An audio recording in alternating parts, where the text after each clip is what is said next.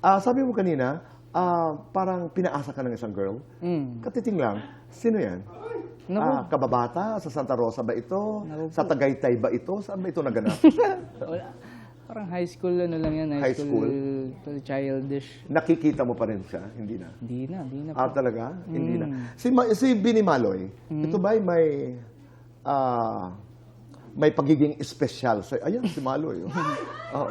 Ganda niya. Oo. Ano naman, friends kami, Tito Boy. Pag nagkakabatian kami. Pero parang tropa. Tropa. Tropa. Hindi dumating doon sa ibang tropa. Hindi naman po. Hindi. Pero may nililigawan ka ngayon. Nililigawan? Meron? Galing. Gaano kahalaga yun bilang kompositor, bilang musician?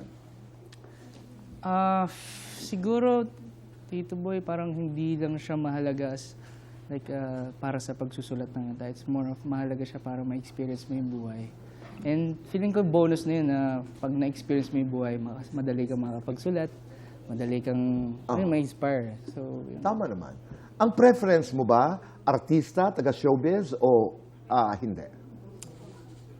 Hanggat maaari, hindi po sa... Malalaman natin. Kantahin mo nga yung Miss Miss. Malalaman namin dyan.